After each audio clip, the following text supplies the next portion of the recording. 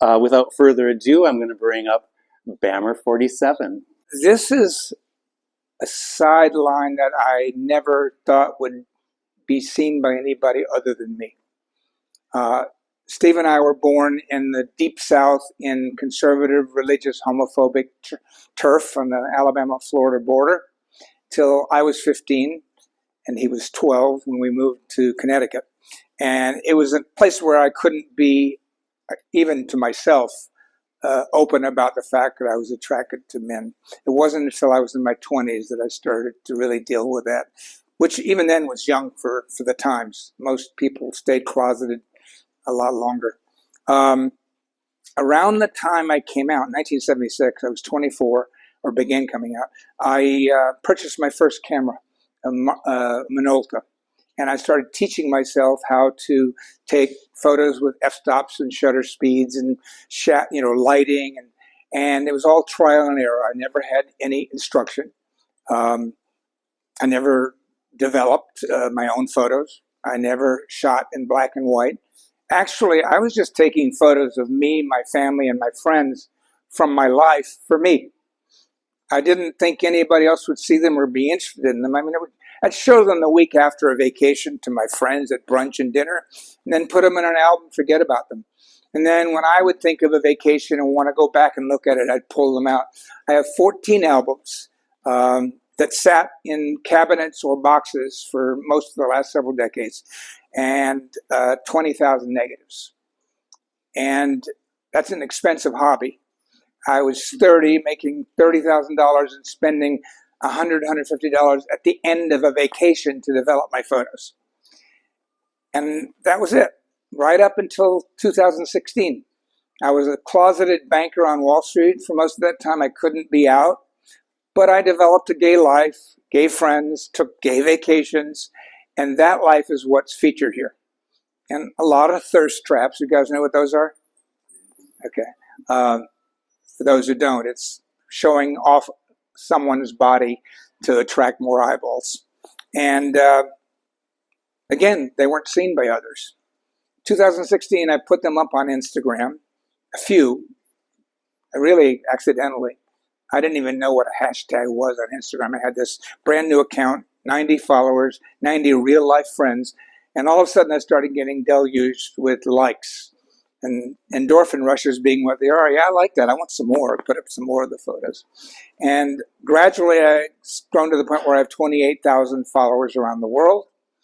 And initially it was just the photos. Then it was a caption telling what was going on in the photo. And as my brother and sister-in-law will attest, I'm long-winded and detailed. I don't know how to get to a point of a story. They keep asking why I can't do that for them, because I'll do it in a situation like this, because I know I'm on show, right? And, I put up these captions, and over time, it became clear that the audience, a lot of whom are younger, didn't live in the era we did, and are interested in it, that they wanted the detail. It gave them an accurate window into what it was like to live in the 70s and 80s and 90s, what it was like to live through AIDS. The younger generation today has no concept whatsoever of what it was like for 15 years to fear death, to alter the way we lived and behaved, and not just the closet, but, checking out going to a doctor every time you had a swollen gland and getting tested. And so there's a great deal of interest in our history that we aren't always aware of. And so I began doing this to tell that story through my own life. And it's grown beyond that. I have a Twitter, a podcast interview series. I interviewed Barney Frank, the former congressman, trans Ecuadorian activist, a Kyrgyzstani mountain climber. I mean, I've got people from all over the world. I've got a YouTube channel, same Bammer 47, with 10-minute videos every other week from my life or stories in the community. And I believe that we are a community. LGBTQ, notwithstanding our differences, notwithstanding the fact that we don't always know or get along with or close to people that aren't exactly like us, I think we have a responsibility to come together and unify around our rights and to support each other because they're under attack. And most of the people here in this room are of an age that you know how hard it was to win the battle for our civil rights. Well, there's a strong likelihood that the Supreme Court may overturn same-sex marriage as a constitutional right. And we can't allow that to happen. Look what happened with abortion. There was a complacency. So we need to come together to fight for each other rather than with each other. Stop arguing over pronouns and gender versus sexual orientation and just be a team. And so what I do is I try to go out with these stories. I've created an engaged community around these histories, and the result is what I call building a community through storytelling. And I welcome stories from any of you. I welcome people on my interviews. The aim is to try to bring us together. I decided to focus on 77 to 96. And I went, these were all in negatives, in boxes, untouched for 40 years. And some of them degraded and had to be restored. Try finding a negative that matches the print you have. Monochromatic color, you're using a box light and a loop magnifying it, and it takes forever. But I found 250 of my favorites, and these are 41 of them, 8 in the rack and 33 on the wall.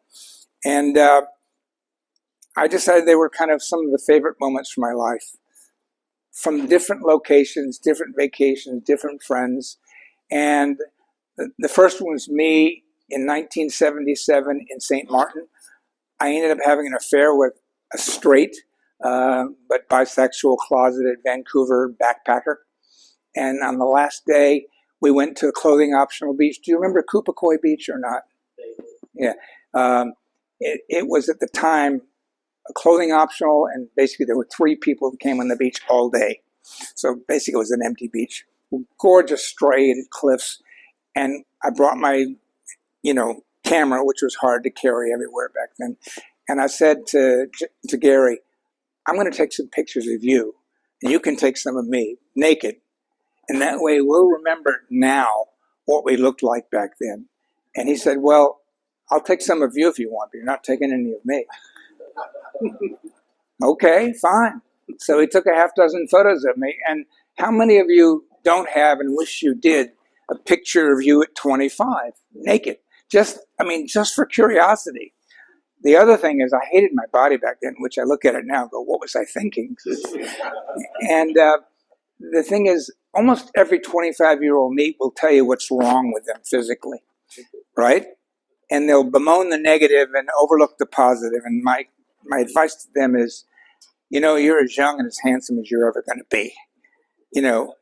Relax, enjoy it, document it, just go with it. And inevitably they do.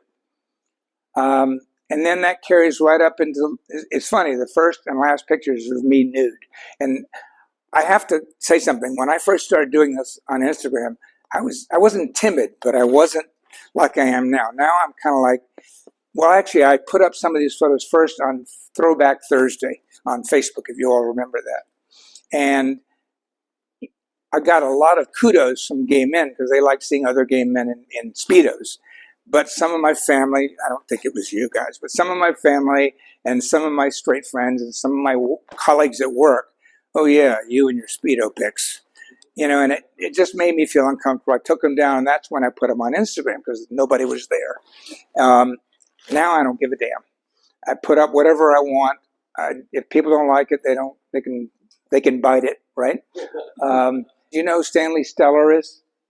Stanley, you should look up his Instagram. Stanley lived the same time as Robert Mapplethorpe and Peter Hujar, 2 renowned gay photographers who both died of AIDS. And Stanley came out at the same time, took photos. Since then, he's still alive. He's got a book about photos from down on the docks along the waterfront in New York in the 70s. He's just exploded. His photos now go for $12,500 a piece. And But, so he took a lot of those, and he was the photographer for Honcho, Mandate, Torso, Play Guy, say again? Inches, all of them. That was his career. So no, this is my coming out in terms of first time those photos have ever been that large. They were in my camera on Instagram. That was it until now. I probably have had 5 to 10 people over the time who have seen photos of themselves either on their own or it was pointed out to them and asked me to take them down. Now remember, there's a tradition in the US of what's called street photography. We can take pictures of people in public without them knowing it, and we have a First Amendment right as long as it's artistic, not commercial. 5 or 10 people said take them down, and I did. And my aim isn't to make people unhappy. But 95% of the people who discovered themselves and didn't know that either I took a photo or they vaguely remember that I did and forgot about it are really happy to see themselves back then. I'm only showing them in a positive light, right? They're happy to see themselves in public and kind of being shown off. They're happy to have something they didn't until they saw that, and they thank me and congratulate me.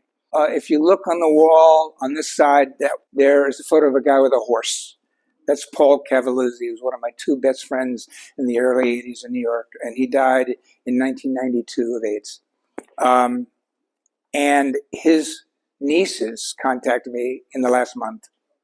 They had seen his photos on the AIDS Memorial page.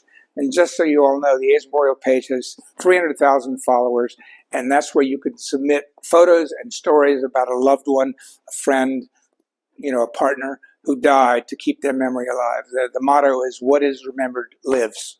And Stuart, the progenitor of that page, and I have collaborated for about 6 or 7 years. He got me in the Manchester Guardian newspaper. He got my 30 photos of my friends who died of AIDS onto Madonna's concert stage during her last tour. Every time she went to a concert, there would be hundreds of photos behind her. They were changing all the time, and 30 of mine were there. And somehow the nieces connected with Stuart over the photos of Paul that appeared there that I had taken, and he led them to me. And we've been chatting, and they loved their uncle. He was their favorite uncle. And his father wouldn't talk to his son after he came out. They were Staten Island, Italian, Catholic, very old world. Now I'm telling them, filling in parts of Paul's life that they weren't aware of. And they're telling me parts of his life that I wasn't aware of. And so, yeah, that happens occasionally. The internet has a lot bad about it, but it's also got a lot potentially good about it. And reconnecting is one of those things.